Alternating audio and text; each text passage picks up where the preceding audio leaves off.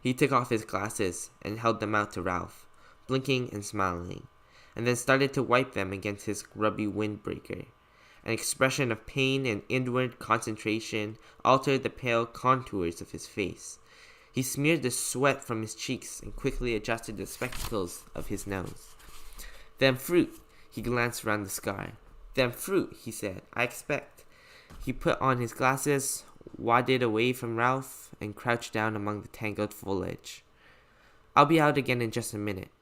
Ralph disentangled himself cautiously and stole away through the branches.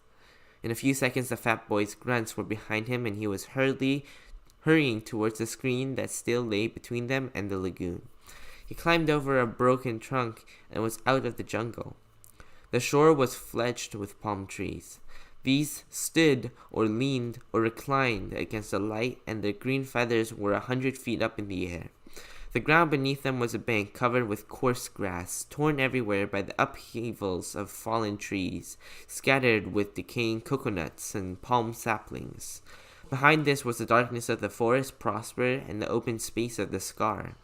Ralph stood, one hand against the great trunk, and screwed up his eyes against the shimmering water. Out there, perhaps a mile away, the white surf flinked on a coral reef, and beyond that the open sea was dark blue. Within the irregular arc of coral, the lagoon was still as a mountain lake, blue of all shades and shadowy green and purple. The beach between the palm terrace and the water was a thin bow stave, endless apparently, for to Ralph's left the perspectives of palm and beach and water drew to a point at infinity, and always, almost invisible, was the heat. He jumped down from the terrace. The sand was thick over his black shoes and the heat hit him. He became conscious of the weight of his clothes, kicked his shoes off fiercely, and ripped off each stocking with his elastic garter in a single movement. Then he leapt back on the terrace, pulled off his shirt, and stood there among the skull-like coconuts, with green shadows from the palms and the forest sliding over his skin. He undid the snake clasp of his belt, lugged off his shorts and pants, and stood there naked, looking at the dazzling beach and water. He was old enough, 12 years and a few months, to have lost the prominent tummy of childhood, and not yet old enough for adolescence to have made him awkward. You could see now that he might make a boxer, as far as width and heaviness of shoulder went, but there was a mildness about his mouth and eyes that proclaimed no devil. He patted the palm trunk softly, and, forced at last to believe in the reality of the island, laughed delightedly again, and stood on his head. He turned neatly on to his feet, jumped down to the beach, knelt and swept a double armful of sand into a pile against his chest. Then he sat back and looked at the water with bright, excited eyes. Ralph, the fat boy, lowered himself over the terrace and sat down carefully, using the edge as a seat. "I'm sorry I've been such a time. Them fruit." He wiped his glasses and adjusted them on his button nose. The frame had made a deep pink V on his bridge. He looked critically at Ralph's golden body and then down on his own clothes. He laid a hand on the end of a zipper that ended down his chest. "My auntie." Then he opened the zipper with decision and pulled the whole windbreaker over his head. "There!" Ralph looked at him sidelong and said nothing. "I expect we'll want to know all their names," said the fat boy, "and make a list. We ought to have a meeting." Ralph did not take the hint, so that the fat boy was forced to continue. "I don't care what they call me," he said confidently, "so long as they don't call me what they used to call me at school." Ralph was faintly interested. "What was that?" The fat boy glanced over his shoulder, then leaned towards Ralph. He whispered, "They used to call me Piggy." Ralph shrieked with laughter. He jumped up. "Piggy! Piggy!" "Ralph, please!" Piggy clasped his hands in apprehension. "I said I didn't want Piggy! Piggy!" Ralph danced out into the hot air of the beach and then returned to a fighter plane with wings swept back and machine gun Piggy. Show! He dived into the sand at Piggy's feet and lay there laughing. Piggy! Piggy grinned reluctantly, pleased despite himself at even this much recognition. So long as you don't tell the others. Ralph giggled into the sand. The expression of pain and concentration returned to Piggy's face. Half a sec. He hastened back into the forest. Ralph stood up and trotted along to the right. Here, the beach was interrupted abruptly by the square motif of the landscape. A great platform of pink granite thrust up uncomprehensively through forest and terrace and sand and lagoon to make a raised jetty 4 feet high. The top of this was covered with a thin layer of soil and coarse grass and shaded with young palm trees. There was not enough soil for them to grow to any height, and when they reached perhaps 20 feet, they fell and dried, forming a crisscross pattern of trunks, very convenient to sit on. The palms that still stood made a green roof, covered on the underside with a quivering tangle of reflections from the lagoon. Ralph hauled himself onto this platform, noted the coolness and shade, shut one eye, and decided that the shadows of his body were really green. He picked his way to the seaward edge of the platform and stood looking down into the sea, into the water. It was clear to the bottom and bright with the efflorescence of tropical weed and coral. A school of tiny glittering fish flicked hither and thither.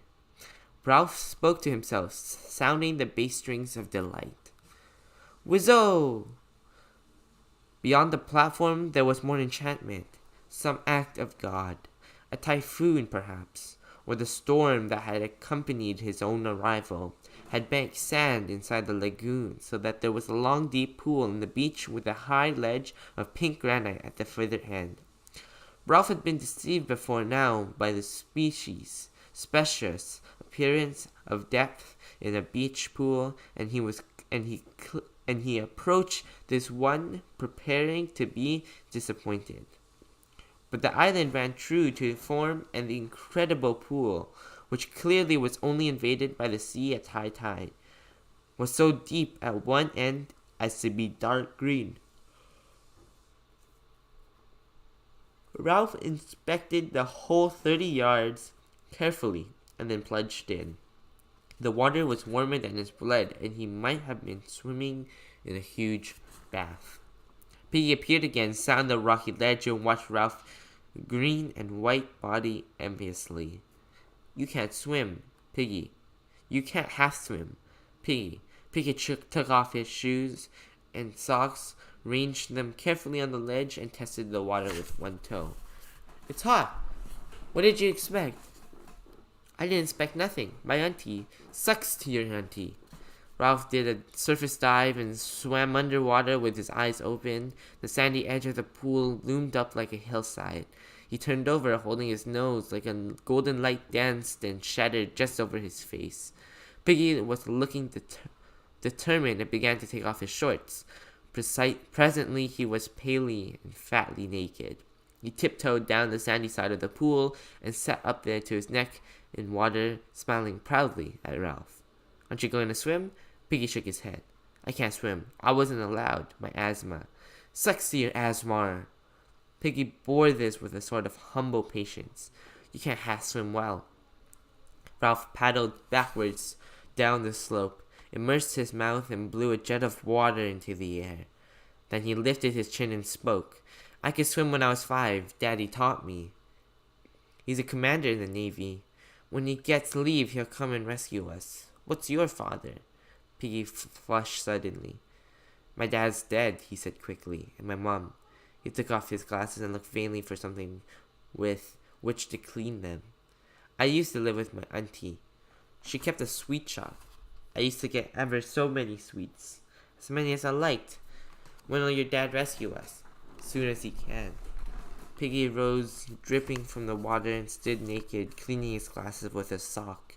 The only sound that reached him now, through the heat of the morning, was the long, grinding roar of the breakers on the reef. How do you know we're here? Ralph lolled in the water. Sleep enveloped him like the swathing mirages that were wrestling with the brilliance of the lagoon. How does he know we're here? Because, thought Ralph. Because. The roar from the reef became very distant. They'd tell him at the airport. Piggy shook his head, put on the flashing glasses, and looked down at Ralph. Not them. Didn't you hear what the pilot said about the atom bomb? They're all dead. Ralph pulled himself out of the water, stood facing Piggy, and considered this unusual problem. Piggy persisted. This is an island, isn't it? I climbed a rock and Ralph slowly, and I think this is an island. They're all dead, said Piggy, and this is an island. Nobody don't know we're here. Your dad don't know. Nobody don't know. His lips quivered and his spectacles were dimmed with mist. We may stay here till we die. Without word, the heat seemed to increase till it became a threatening weight, and the lagoon attacked them with a blinding effulgence. Get my clothes, muttered Ralph. Along there. He trotted through the sand, enduring the sun's enmity, crossed the platform and found his scattered clothes. To put on a gray shirt once more was strangely pleasing. Then he climbed the edge of the platform and sat in the green shade on a convenient trunk. Piggy hauled himself up, carrying most of his clothes under his arms. Then he sat carefully on a fallen trunk near the little cliff that fronted the lagoon, and the tangled reflections quivered over him. Presently, he spoke. We gotta find others. We gotta do something. Ralph said nothing. Here was a coral island, protected from the sun. Ignoring Piggy's ill-omened talk, he dreamed pleasantly. Piggy insisted. How many of us are there? Ralph came forward and stood by Piggy. I don't know. Here and there, little breezes crept over the polished waters beneath the haze of heat. When these breezes reached the platform, the palm fronds would whisper, so that spots of blurred sunlight slid over their bodies or moved like bright winged things in the shade.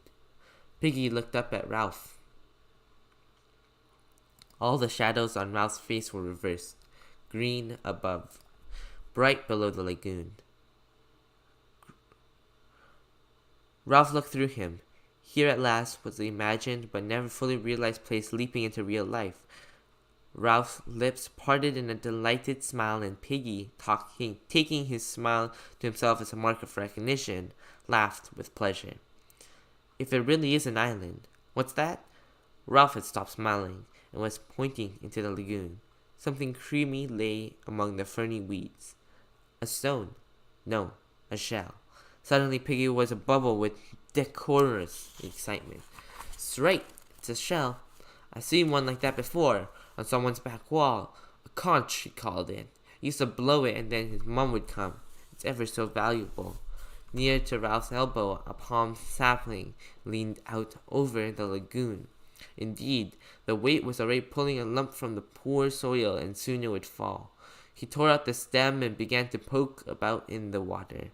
While the brilliant fish began to poke about the water, While the brilliant fish flicked away on this side and that. Piggy leaned dangerously. Careful, you'll break it. Shut up. Ralph spoke absently. The shell was interesting and pretty and a worthy plaything, but the vivid phantoms of this daydream still interposed between him and Piggy, who, in this context, was an irrelevance. The palm sapling, bending, pushed the shell across the weeds. Ralph used one hand as a fulcrum and pressed down with the other till the shell rose, dripping, and Piggy could make a grab. Now the shell was no longer a thing seen, but not to be touched. Ralph, too, became excited. Piggy babbled. A conch, ever so expensive. I bet if you wanted to buy one, you'd have to pay pounds and pounds and pounds. He had it on his garden wall in my auntie. Ralph took the shell from Piggy, and a little water ran down his arm. In color the shell was deep cream, touched here and there with fading pink. Between the point, worn away into a little hole in the pink lips of his mouth, lay 18 inches of shell with a slight spiral twist and covered with a delicate embossed pattern. Ralph shook sand out of the deep tube. Mooed like a cow, he said. He had some white stones too, and a bird cage with a green parrot. He didn't blow the white stones, of course, and he said.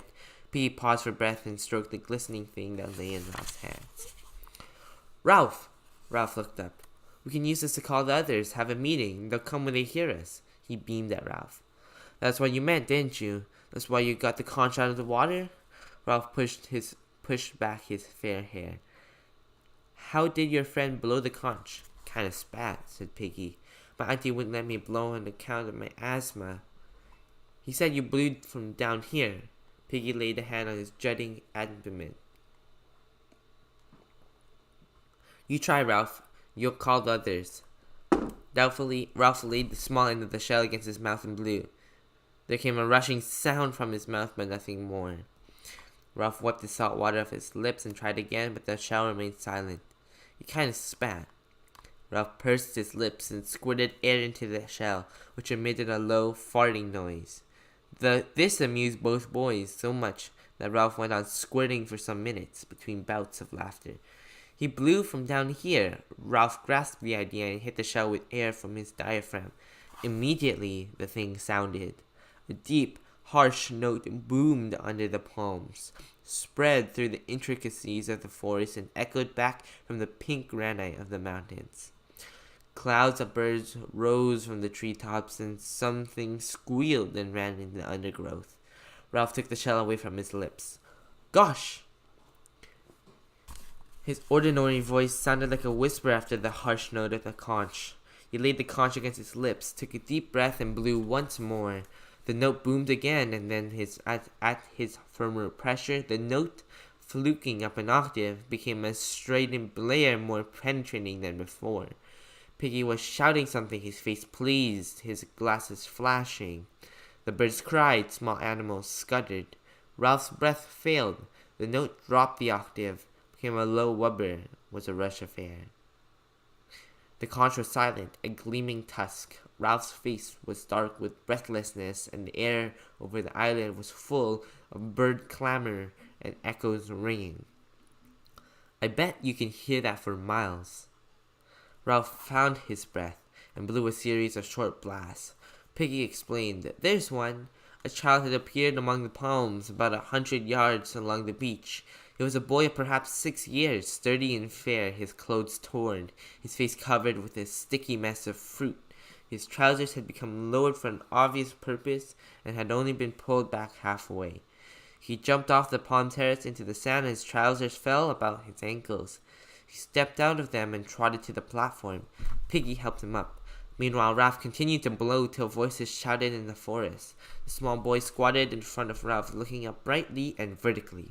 As he received the reassurance of something purposeful being done, he began to look satisfied, and his only clean digit, pink thumb, slid into his mouth. Piggy leaned down to him. What's your name? Johnny. Piggy muttered the name to himself and shouted to Ralph, who was not interested because he was still blowing. His face was dark with the violent pleasure of making this stupendous noise, and his heart was making the stretched shirt shake. The shouting in the forest was nearer. Signs of life were visible now on the beach. The sand, trembling beneath the heat haze, concealed many figures in its miles of length. Boys were making their way towards the platform through hot, dumb sand. 3 small children, no older than Johnny, appeared from the startling close at hand where they had been gorging fruit in the forest. A dark little boy, not much younger than Piggy, parted a tangle of undergrowth, walked onto the platform, and smiled cheerfully at everyone. More and more of them came. Taking their cue from the innocent Johnny, they sat down on the fallen palm trunks and waited. Ralph continued to blow short, penetrating blasts. Piggy moved along the crowd, asking names and frowning to remember them. The children gave him the same simple obedience that they had given to the men with megaphones. Some were naked and carrying their clothes, others half naked or more or less dressed in school uniforms, gray, blue, fawn, jacketed, or jerseyed.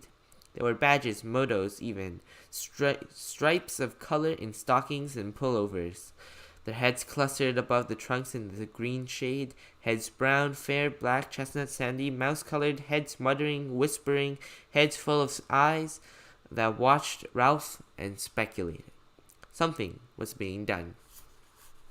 The children who came along the beach, singly or in twos, leapt into visibility when they crossed the line from heath haze to nearer sand. Here the eye was first attached to a black bat-like creature that danced on the sand and was only later perceived the body above it. The bat was a child somehow, shrunk by the vertical sun to a patch between the hurrying feet. Even when he blew, Ralph noted the last pair of bodies that reached the platform above a fluttering patch of black. The two boys, bullet-headed and with hair like tow, flung themselves down and lay grinning and panting at Ralph like dogs. They were twins, and the eye was shocked and incredulous at such cheery duplication. They breathed together, they grinned together, they were chunky and vital. They raised wet lips at Ralph, for they seemed provided with not quite enough skin, so that their profiles were blurred and their mouths pulled open. Piggy bent his flashing glasses to them, and could be heard between the blasts, repeating their names.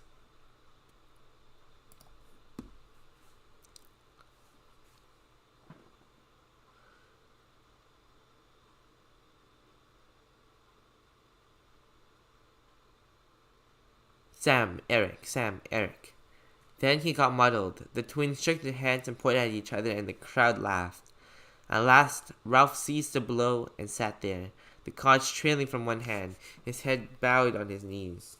As the echoes died away, so did the laughter, and there was silence. Within the diamond haze of the beach, something dark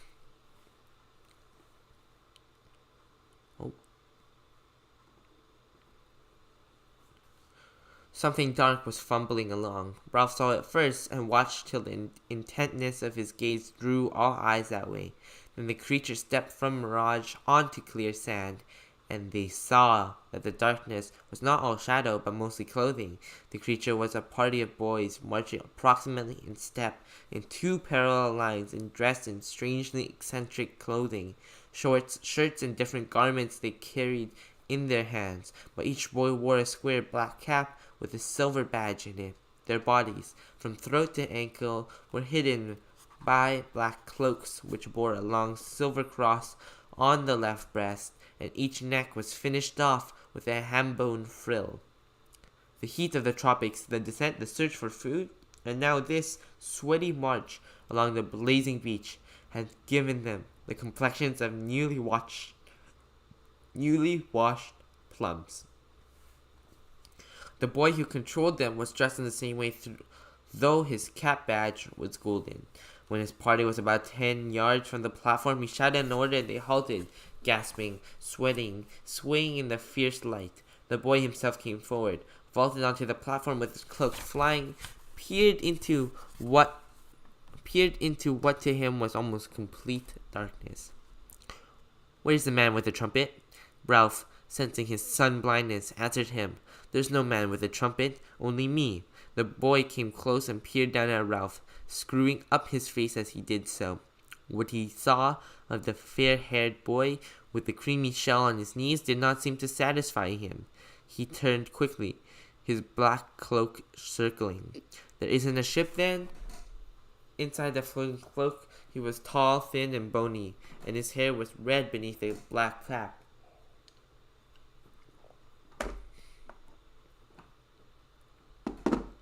His face was crumpled and freckled, the ugly without silliness.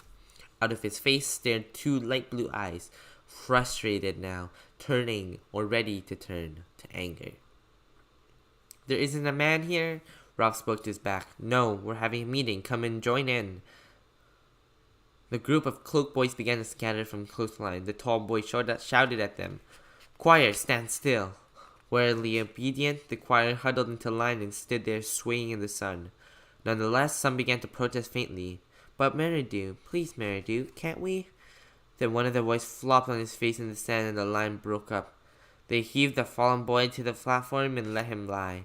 Meridew, his eyes staring, made the best of a bad job. All right then, sit down. Let him alone. But Meridew, he's always throwing a feint, said Meridew. He did in Gib, and Addis, and at Matins over the presenter. The last piece of shot brought sniggers to the choir, who perched like black birds on the criss-cross trunks and examined Ralph with interest. Piggy asked no names. He was intimidated by this uniform superiority and the offhand authority of Meridew's voice.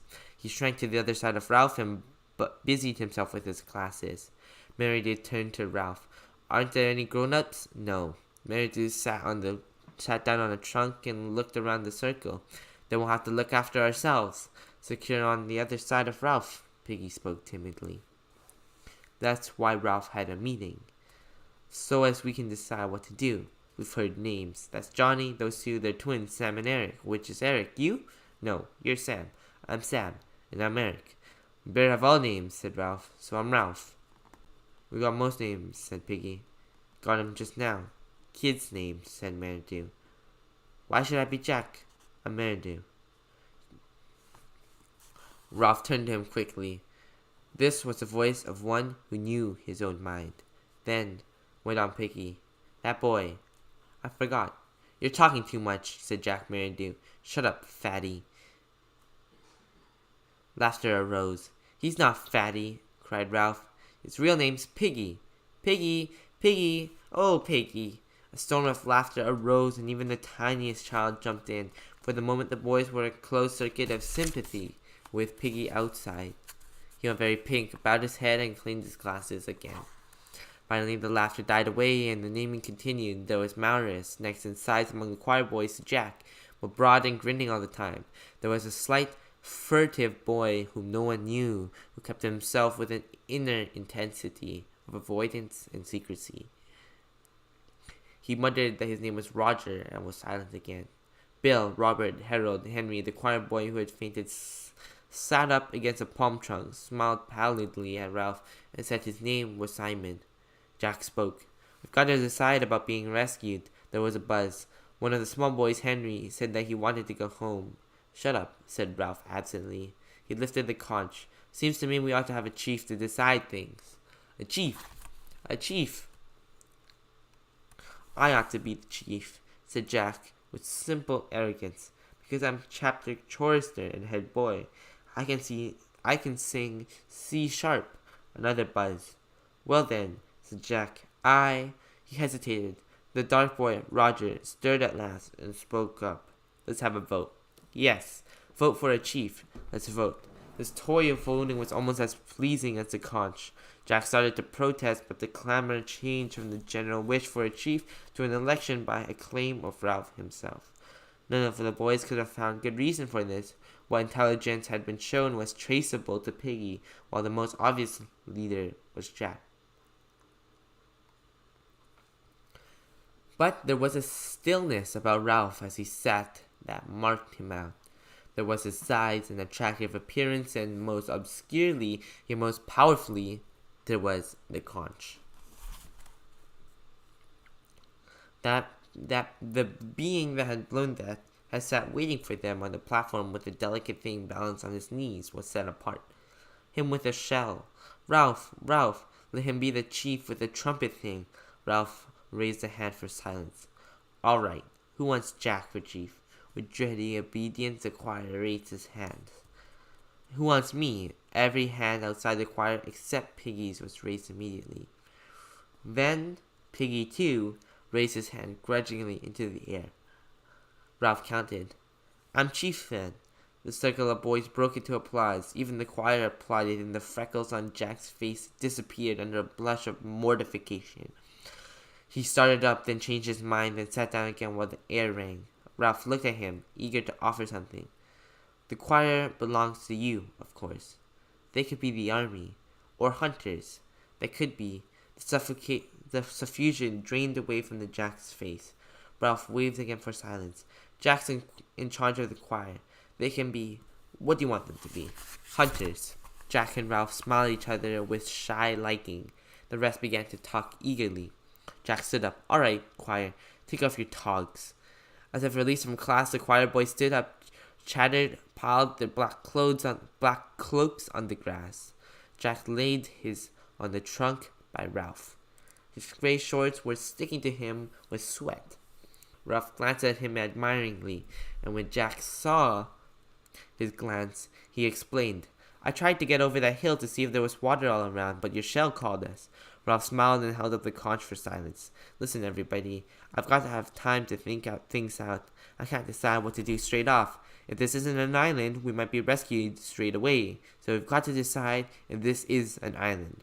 Everyone must stay around here and wait and not go away. 3 of us, if we take more, we'll all get mixed and lose each other. 3 of us will go on an expedition and find out. I'll go, and Jack, and he looked around for eager faces. There was no lack of boys to choose from. And Simon. The boys around Simon giggled, and he stood up, laughing a little. Now that pallor of faint was over, he was a skinny, vivid little boy with a glance coming up from under hut of straight hair that hung down black and coarse. He nodded at Ralph. "I'll come." "And I." Jack snatched from behind him a sizable sheath knife and clouded it into the trunk. The buzz rose and died away. Piggy stirred. "I'll come." Ralph turned to him. "You're no good on a job like this. All the same." "We don't want you," said Jack flatly. "There's enough." Piggy's glasses flashed. "I was with him when he found the conch. I was with him before anyone else was." Jack and the others paid no attention. There was a general dispersal. Ralph, Jack, and Simon jumped off the platform and walked along the sand past the bathing pool. Piggy hung bubbling beside him. "If Simon walks in the middle of us," said Ralph, "then we could talk over his head." The 3 of them fell into step. This meant that every now and then Simon had to do double shuffle to catch up with the others. Presently Ralph stopped and turned back to Piggy. "Look." Jack and Simon pretended to notice nothing. They walked on. "You can't come." Piggy's glasses were misted again, this time with humiliation. "You told him after what I said." His face flushed, his mouth trembled. "After I said I didn't want." "What on earth are you talking about?" "About being called Piggy. I said I didn't care as long as they didn't call me Piggy. And I said not to tell him, and then he went and said straight out." So stillness descended on them. Ralph, looking with more understanding at Piggy, saw that he was hurt and crushed. He hovered between the 2 courses of apology or further insult. "Better Piggy than Fatty," he said at last, with the directness of genuine leadership. "And anyway, I'm sorry if you feel like that. Now go back, Piggy, and take names. That's your job. So long." He turned and raced after the other 2. Piggy stood, and the rose of indication faded slowly from his cheeks. He went back to the platform. The 3 boys walked briskly on the sand. The tide was low, and there was a strip of weed-strewn beach that was almost as firm as road. A kind of glamour was spread over them, and they were conscious of the glamour, made happy by it. They turned to each other, laughing excitedly, talking, not listening. The air was bright. Ralph, faced by the task of translating all this into an explanation, stood on his head and fell over. When they had done laughing, Simon stroked Ralph's arm shyly, and they had to laugh again. "Come on," said Jack presently. "We're explorers." "We'll go to the end of the island," said Ralph, "and look around the corner. If it is an island." Now towards the end of the afternoon, the mirages were settling a little. They found the end of the island, quite distinct and not magicking out the shape or sense. There was a jumble of usual squareness, with one great block sitting out in the lagoon. Seabirds were nesting there. "Like icing," said Ralph, "on a pink cake." "We shan't see around this corner," said Jack, "because there isn't one, only a slow curve. And you can see the rocks get worse." Ralph shaded his eyes and followed the jagged outline of the crags up towards the mountain. This part of the beach was nearer the mountain than any other they had seen. "We'll try climbing the mountain from here," he said. "I should think this is the easiest way. There's less of that jungly stuff and more pink rock. Come on." The 3 boys began to scramble up. Some unknown force had wrenched and shattered these cubes so that they had lay askew, often piled diminishingly on each other. The most usual feature of the rock was a pink cliff surmounted by a skewed block, and that again surmounted, and that again, till the pinkness became a stack of balanced rock projecting through the looped fantasy of the forest creepers. Where the pink cliffs rose out of the ground, there were often narrow tracks winding upwards. They could edge along them, deep in the plant world, with their faces to the rocks. What made this track? Jack paused, wiping the sweat from his face. Ralph stood by him, breathless. Men? Jack stood his head. Animals. Ralph peered into the darkness under the trees. The forest minutely vibrated. Come on. The difficulty was not the steep ascent round the shoulders of the rock, but the occasional plunges through the undergrowth to get to the next path. Here the roots and stems of creepers were in such tangles that the boys had to thread through them like pliant needles. Their only guide, apart from the brown ground and occasional flashes of light through the foliage, was the tendency of slope, whether his hole, laced as it was with cables of creepers, stood higher than that. Somehow they moved up. Immersed in these tangles, at perhaps their most difficult moment, Ralph turned with shining eyes to the others. Wacko, wizard, smashing.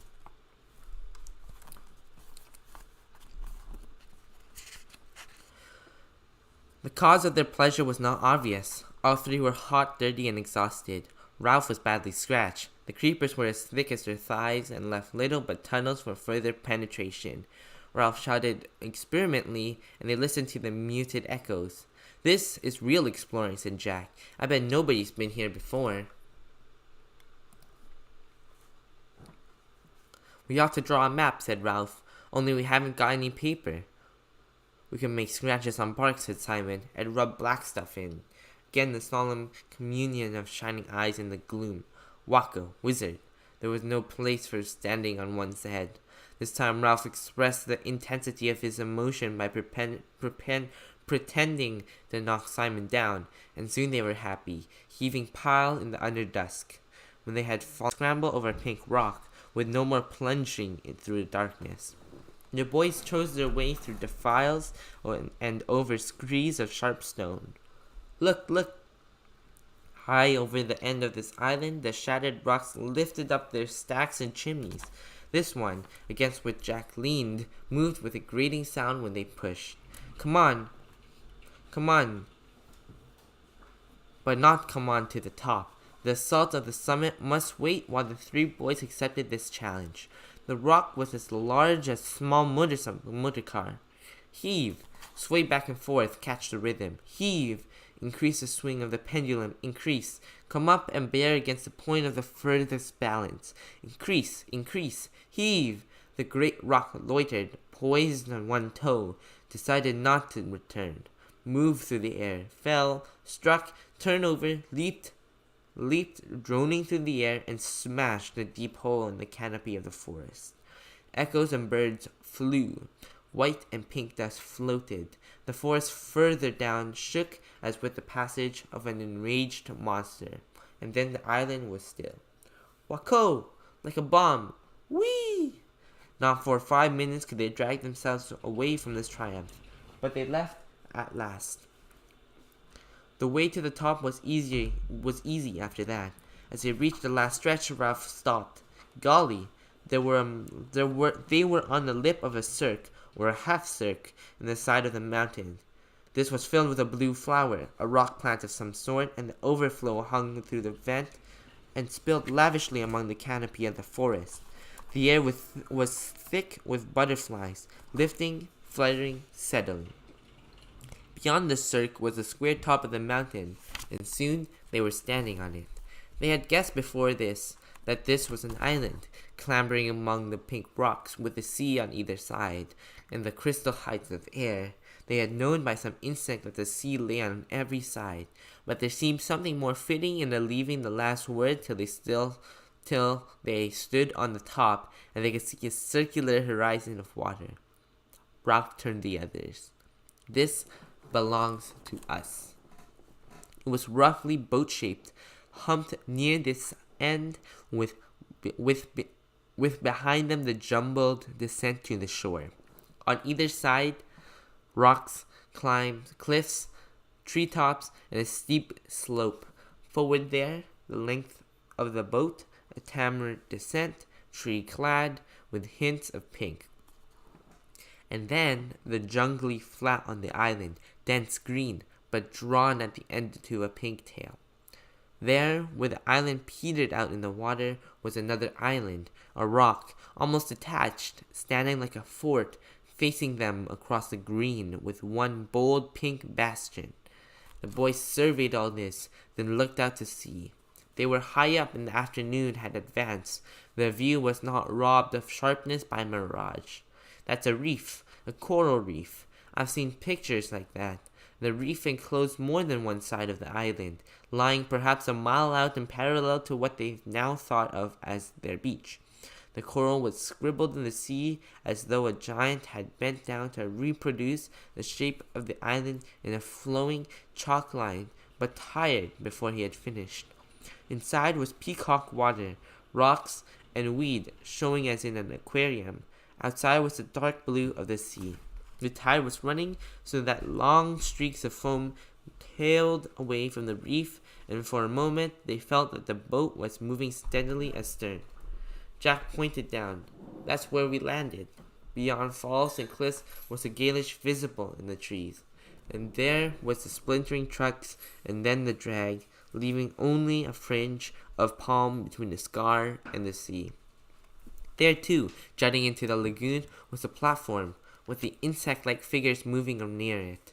Ralph sketched the twinning line from the bald spot on which they stood on a slope, a gully, through flowers, round and down to the rock where the scar started. That's the quickest way back. Eyes shining, mouths open, triumphant, they savored the right of domination. They were lifted up, were friends. There's no village smoke and no boats, said Ralph wisely. We'll make sure later, but I think it's uninhabited. We'll get food, cried Jack. Hunt, catch things until they fetch us. Simon looked at both of them, saying nothing but nodding till his black hair flopped backwards and forwards. His face was glowing. Ralph looked down the other way, where there was no reef. Steeper, said Jack. Ralph made a cupping gesture. That bit of forest down there. The mountains hold it up. Every cone on the mountain held up trees, flowers and trees. Now the forest stirred, roared, flailed, and the nearest acres of rock, flowers fluttered, and for half a minute the breeze blew cool on their faces. Ralph spread his arms. All ours. They laughed and tumbled and shouted on the mountain. I'm hungry. When Simon mentioned his hunger, the others became aware of theirs. Come on, said Ralph. We found out what we wanted to know. They scrambled down a rock slope, dropped among flowers, and made their way under the trees. Here, they paused and examined the bushes around them curiously. Simon spoke first. Like candles, candle bushes, candle buds. The bushes were dark evergreen and aromatic, and the many buds were waxen green and folded up against the light. Jack slashed at one with his knife, and the scent spilled over them. Candle buds. You couldn't like them, said Ralph. They just look like candles. Green candles, said Jack contemptuously. We can't eat them. Come on. They were in the beginnings of the thick forest, plonking with weary feet on a track, when they heard the noises, squeakings, and the hard strike of hooves on the path. As they pushed forward, the squeaking increased till it became a frenzy. They found a piglet caught in a certain curtain of creepers, throwing itself at the elastic traces in all madness of extreme terror. Its voice was thin, needle-sharp, and insistent. The three boys rushed forward, and Jack drew his knife again with a flourish. He raised his arm in the air. There came a pause, a hiatus. The pig continued to scream, and the creepers to jerk, and the blade continued to flash at the end of a bony arm. The pause was only long enough for them to understand what an enormity the downward stroke would be. Then the piglet tore loose from the creepers and scurried into the undergrowth. They were left looking at each other in the place of terror. Jack's face was white under the freckles. He noticed that he still held the knife aloft, and brought his arm down, replacing the blade in the sheath. Then they all three laughed ashamedly and began to climb back to the track. "I was choosing a place," said Jack. "I was just waiting for a moment to decide where to stab him." "You should stick a pig," said Ralph fiercely. "They always talk about sticking a pig." "You cut a pig's throat and let the blood out," said Jack. "Otherwise you can't eat the meat." "Why didn't you?" They knew very well why he hadn't. Because of the enormity of the knife descending and cutting into living flesh. Because of the unbearable blood. "I was going to," said Jack. He was ahead of them, and they couldn't see his face. "I was choosing a place. Next time." He snatched his knife out of the sheath and slammed it into a tree trunk. Next time, there would be no mercy. He looked around fiercely, daring them to contradiction. Then they broke out into the sunlight, and for a while they were busy finding and devouring food as they moved down the scar towards the platform and the meeting. That is the end of Chapter 1. Chapter 2 will be Fire on the Mountain for next time. Thank you for watching.